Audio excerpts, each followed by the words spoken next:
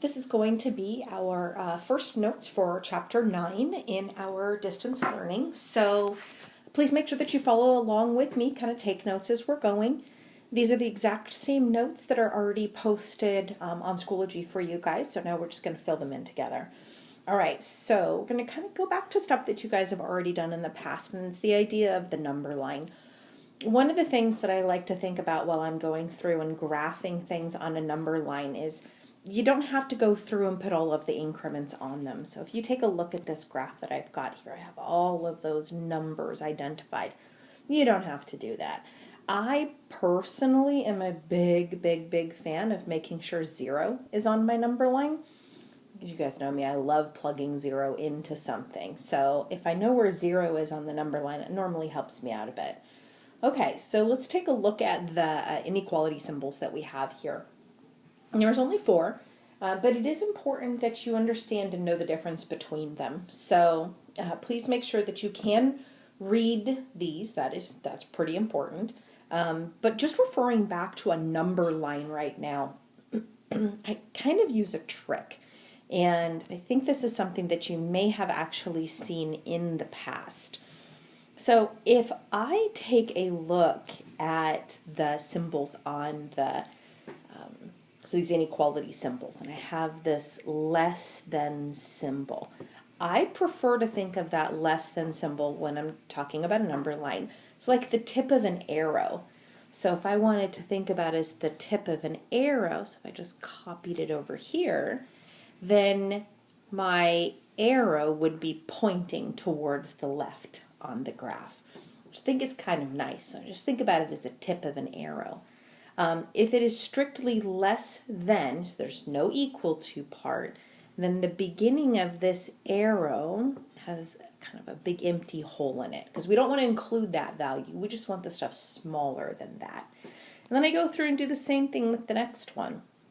I see less than, so I know that the arrow tip is pointing to the left, but then because of the equal to part, I know then that the arrow, so this equal to part, that this hole here at the end is actually going to be filled in because I want to be at that value and to the left of it. Okay, so let's go ahead and finish the rest of these guys. So if I do greater than, okay, the arrow tip is pointing to the right. So that means that it would be coming from the left-hand side, so pointing to the right. And there is no equal to part, so it's a hole. And then my next one, greater than, notice the arrow tip is still pointing to the right. But this time, I do see the equal to right there. So that's telling me that the dot that this came from is actually going to be filled in. So should be helpful when we're graphing things on a number line. Also, when I have a graph, I should then be able to go, oh, I know what that is. And that's strictly because of which way things are pointing. Okay, continuing on to the next part of the notes, just continuing down here. We want to be able to translate into words and graph on a number line. So let's do the translate into words part first. So I have X. So my translation here is X is, notice that the arrow is pointing to the right. Bigger things are to the right-hand side. So I would say is greater than. But notice there's no line under this guy right here. That's missing.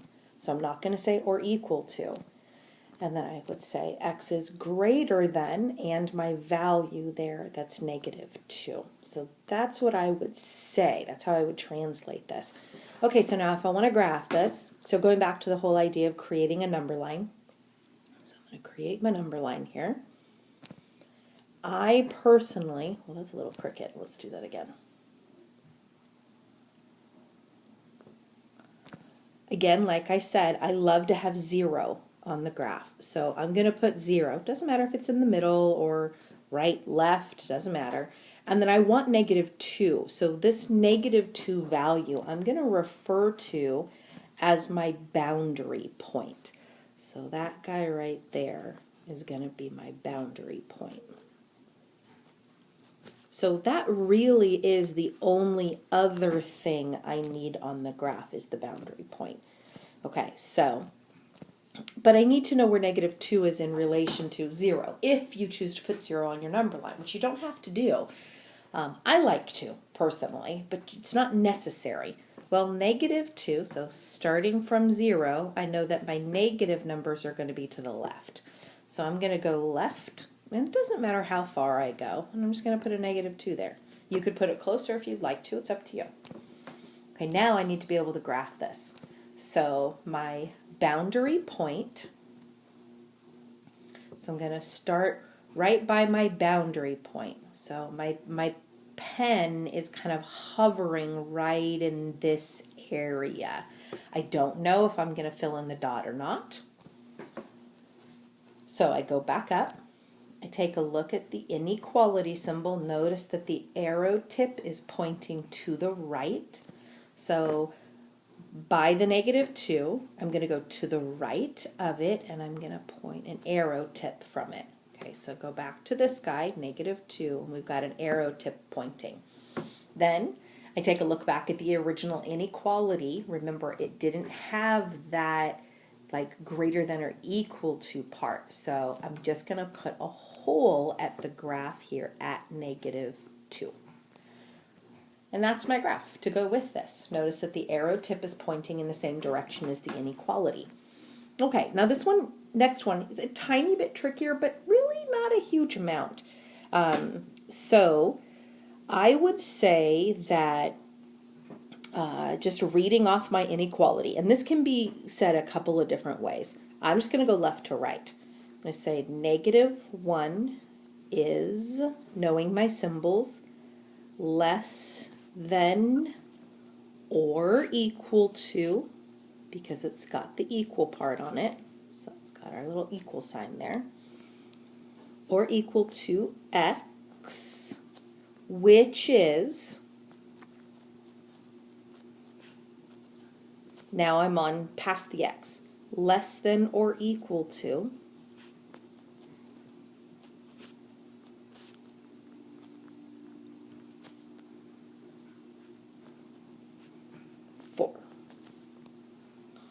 Okay, so now I want to be able to create the graph of this thing. And we've got 2 boundary points this time, and that's totally okay. So again, I'm going to go through and put 0 on my graph. Could be to the right, to the left, middle, or not. It's up to you. -1, so one of the things that's really nice about the way this is set up, notice that this inequality is always going to have the smaller number on the left-hand side, always, and the bigger number on the right-hand side. So -1 is going to be on the left on the graph, which I know negative is to the left of 0, and positive is to the right of 0. Notice that I put the 4 further away from the 0 than the -1, because we know that that's going to be true. Okay, so we're going to do the exact same thing, and I'm just going to take a look at the -1 and its inequality, so its little boundary. All right, so what I have here is I have at -1, the inequality does have an equal to on it. So a little equal to guy, which means at -1, I'm going to have a filled in dot. Now, what's tricky about this one is the arrows. When you have multiple like this, we're only going to look at one of the arrow tips to help ourselves out. But it's only when it's kind of smashed together and you've got multiple things happening.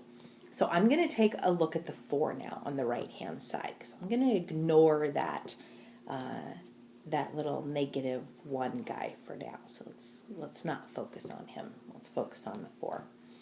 Okay, if you take a look at the 4, you'll notice that it also has that equal to. So at my 4 boundary, I'm going to fill that dot in. Okay, so now what do? I've got these 2 boundaries.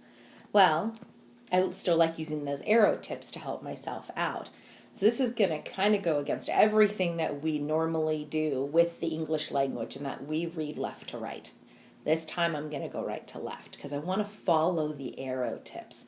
And they shouldn't be going against each other at all. And what's really nice about the way that these are set up is that the arrow tips should always go towards the left-hand side.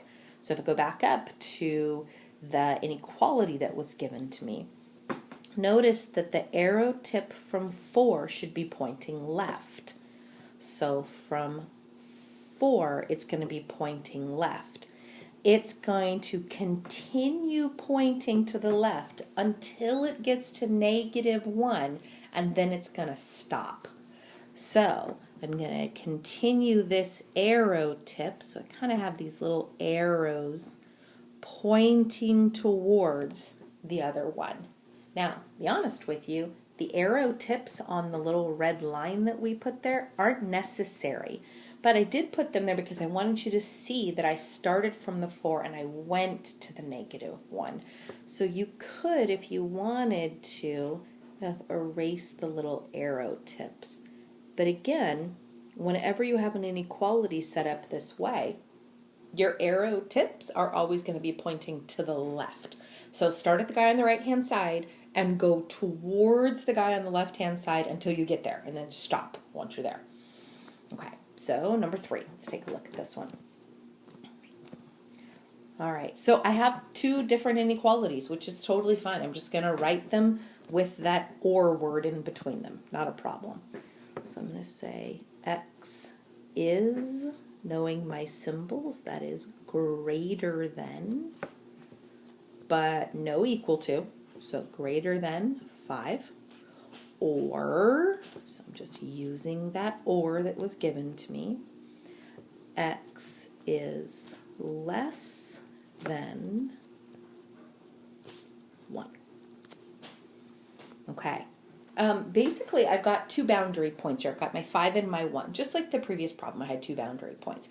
But whenever you see an or, it's going to look like you have 2 graphs on the same number line. So they're not going to be connected like the one above, where that one just looks like a graph. This one looks like 2 pieces. So we're going to put my I'm going to put my 0 on.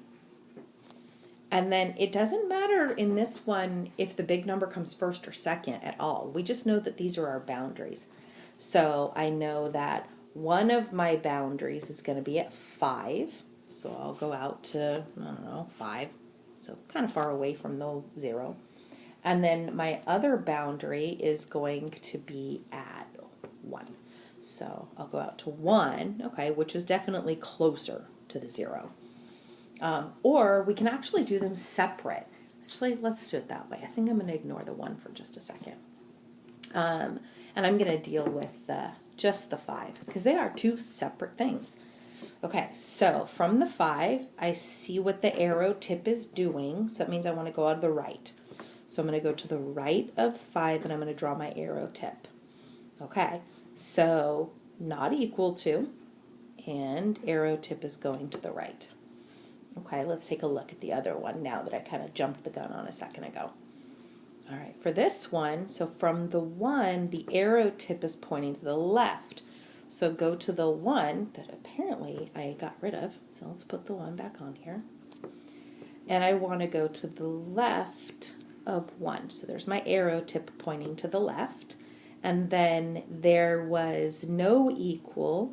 Okay, so you notice that I have like a little gap here between my line and my circle. I don't want that. So I want to make sure I connect it all the way back to my open circle. Okay, so you notice that it actually does look like 2 separate graphs on the exact same line.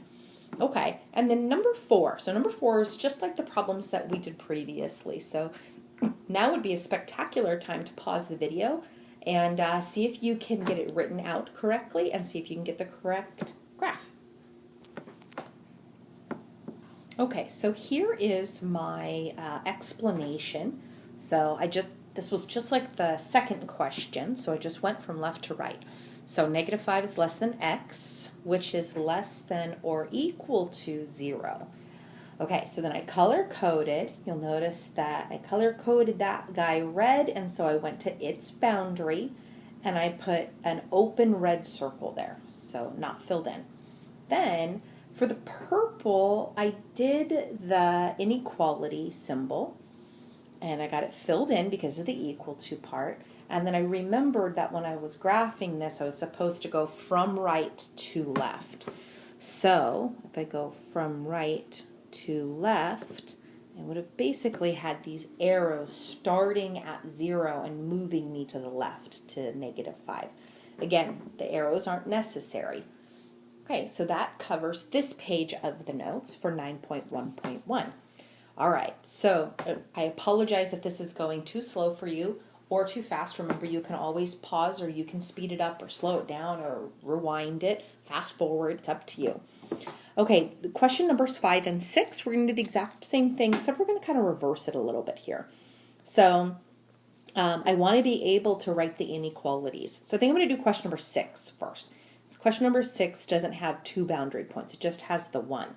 So if you take a look at this in your notes, we can see that this boundary point here that is 3. So I've got my boundary point of 3. So I like to write the number on the right-hand side. Then I'm going to put the variable on the left-hand side. And then I just leave an empty spot there because I got to figure out what's happening with my arrow. So if I go back up to the graph and I take a look here, notice that the arrow tip is pointing left. So there is my inequality. So I've got, there's my arrow tip pointing, and it's coming from 3 and going towards the left. So I would say then that I have x is less than 3. That's it for that one. And then let's take a look at the next one. So I take out my boundaries. I've got the left-hand side boundary, and there's a right-hand side boundary this time. Okay, so I want them in order. So notice that the graph is connected between the two of them. If it's connected, then we're going to write it as one big thing. So it's going to look like question 2 and 4 on the previous page. So -3 on the left. Then I've got 4 on the right. I'm going to put my variable in the middle, and I'm going to go from right to left. So if I take a look at my boundary at 4, I have the dot that's filled in. So I've got it filled in, and I am going towards the left to connect to the other boundary point. So I am pointing towards the left. See my arrow tip pointing to the left. And remember, I'm going to keep pointing to the left until I get to the other boundary point. So I know it's pointing to the left. Then I'm going to take a look here, and it looks like on my notes that that one is not filled in. So I'm not going to put that equal to part. That doesn't belong there, so I'm going to get rid of that. I think that's my answer for that one. So we need to be able to start with the inequality and write the number line, be able to translate it, but we also need to be able to go backwards as well. Okay, so here we have the set of directions that go with how we're going to solve these things. And I'm still not going to read at you. I am going to follow these directions though. So please make sure that you're referring back to these as we're going through and doing the problem. So I'm going to move on to our first question, which would be question number 7 in your notes. And the directions say to treat it as if it were an equation. All right, so I am going to rewrite this with an equal sign. So I'll do my 10 minus 2, x minus 3 equals -8. And then I know what to do from here. So now would be a great time to go ahead and pause the video, see if we can remember how to solve these equations. And I'm just going to go through and work through this pretty quickly. So I'll get 10. I'm going to distribute my -2 all the way through. I'm going to put the 10 and the 6 together since they're on the same side of the equation. I am going to minus the 16 to the other side because the x's are already together.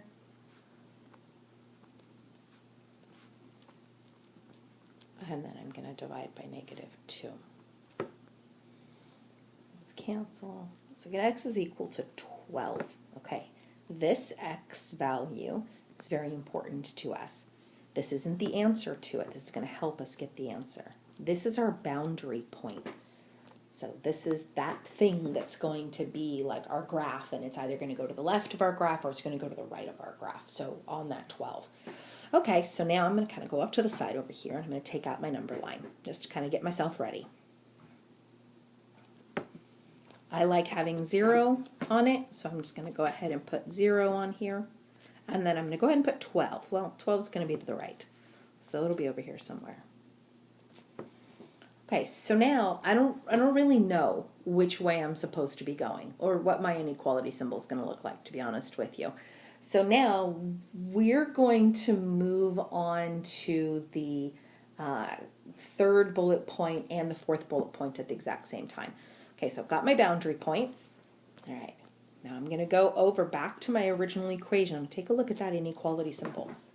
That doesn't tell me which way the arrow is pointing, because whenever, so the last little bubble that I put on the directions, so whenever you multiply or divide both sides of the inequality by a negative sign, your inequality sign is going to flip on you. So you got to be super careful here, which is why we're going to test points. So I don't trust that arrow because I don't know if it flipped around on me or not during the process of my question.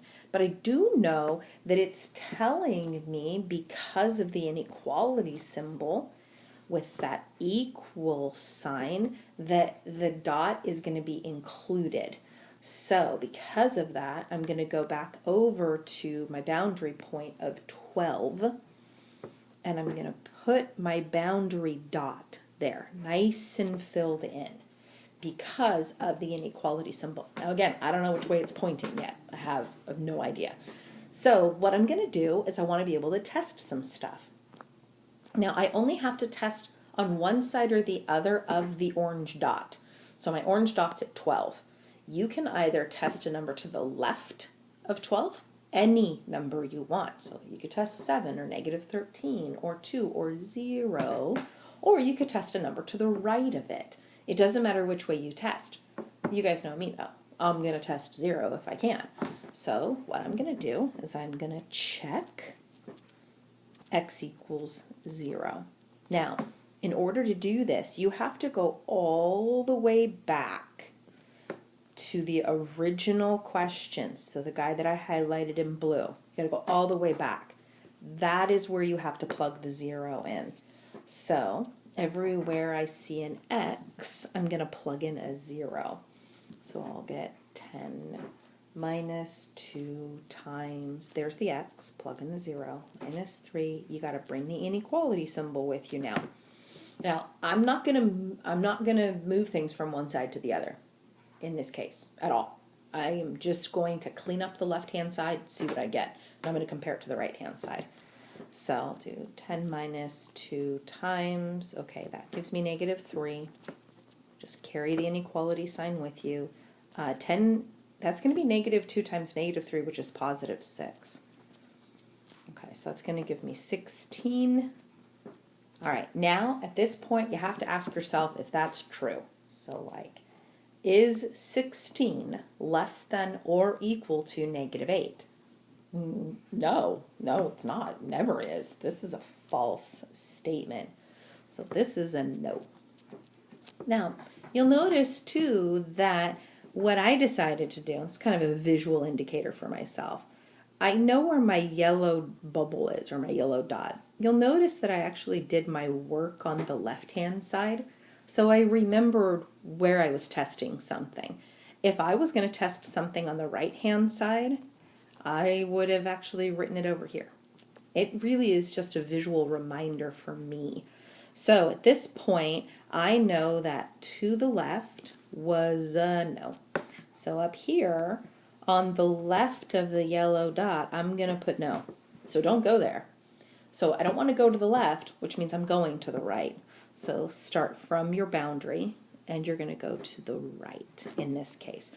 Now that we have the graph, we can now say what the answer is. So we're almost done, not quite. So I've got my variable on the left-hand side.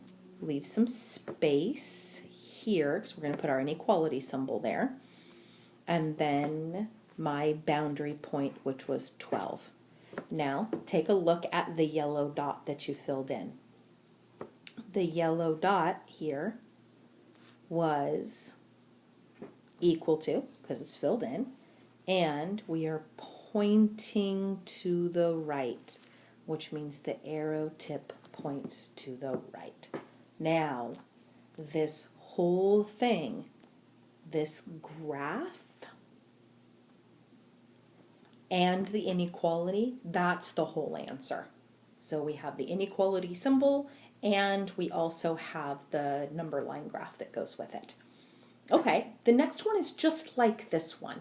So great opportunity also to go ahead and, if you want to give it a shot yourself, go ahead and pause. I am going to go ahead and keep working through this one with you guys since this is just the second one that we've done. So you don't have to feel the pressure of, oh no, I have to be able to do it by myself now. So, but if you want to, you're absolutely welcome to. Okay, so working through, I'm going to put that into an equal sign, and then I know how to solve this. So I'm going to go ahead and minus my x over. Oh, don't cross that out. That's not what we want. Cross that out. There we go. Minus the 1.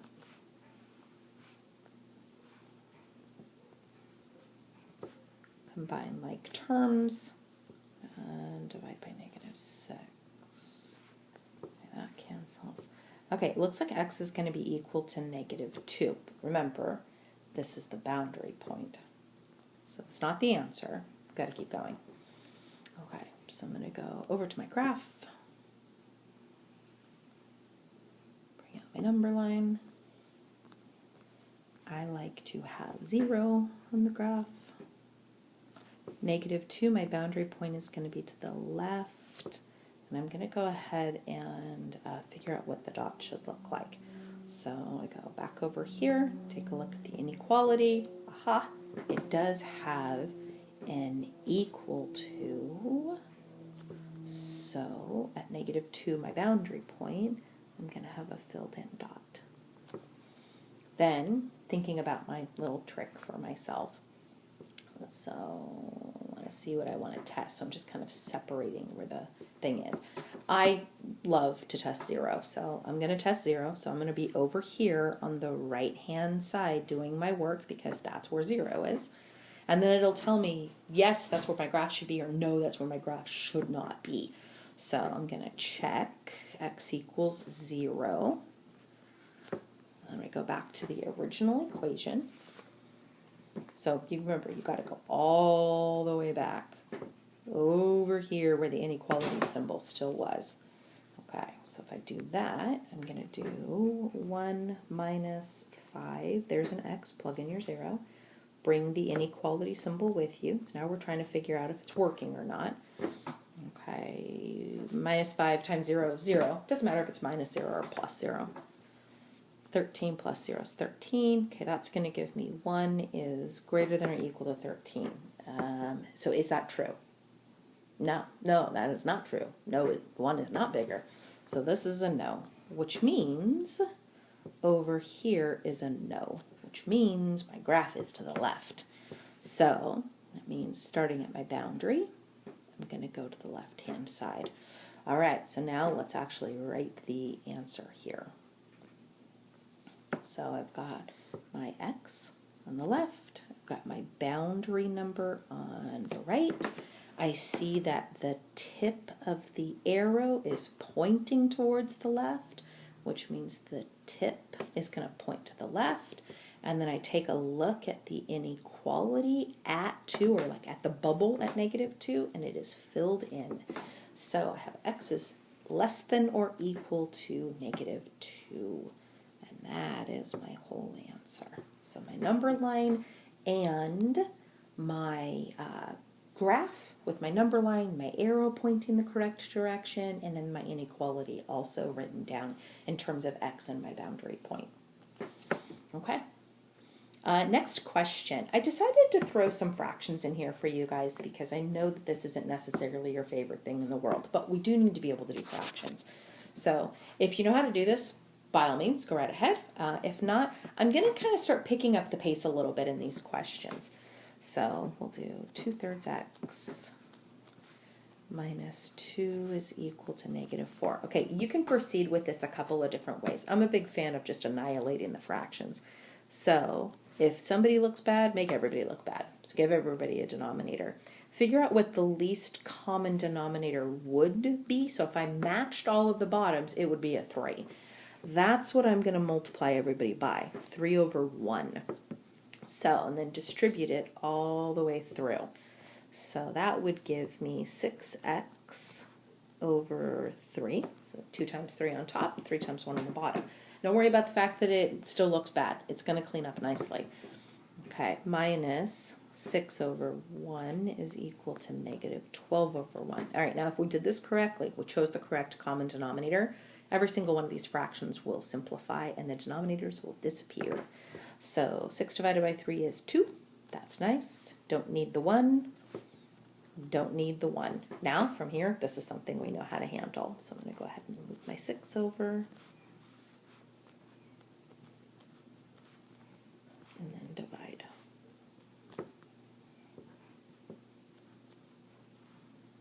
Okay, that's my boundary point. Okay, now we've done this a couple of times. I am going to pause the video and I'm going to work it all out. My recommendation is that you pause the video right now as well, work it all out, and then check and see if you got the exact same graph as me and the exact same inequality as me. Okay, so I think that I have my solution now.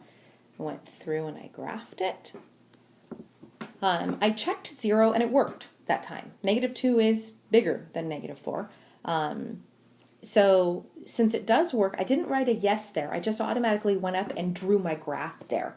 So with a no, I put a no. So I made sure not to graph over there. But with a yes, yeah, that's where the graph goes. So go ahead and put the graph up there. And then notice the way that the tip of the arrow is pointing, and that matches my inequality kind of pointing in that same direction. Okay, so I want you to go ahead. So we're going to kind of piecemeal out question number 10. What I'd like you guys to do is go ahead and turn it into an equal sign, solve for x. Then you're going to get something strange, which is okay, because then we're going to talk about it. So go ahead and do that. I'm going to pause, work it out really quick. So that would be a great time to pause. Make sure you get the same solution to solving the equation that I do. Okay, so I went through and I worked this out, and I got something interesting. I got that all of the variables canceled, and the only thing I have left was numbers. And actually, what I got would be a true statement, 9 equals 9. But the problem is this was just a tool to help me solve an inequality. So we've got an issue here. We don't have a boundary point, which is concerning. So what we're going to do now, I actually like to work this all the way down to 0, personally. So if I did that, I would minus the 9, although you don't have to. You could use it with the 9s as well. So I like getting down to the point like 0 equals 0, or if I can't get zeros because the numbers don't match, like 2 equals 8. I'm okay with dealing with that.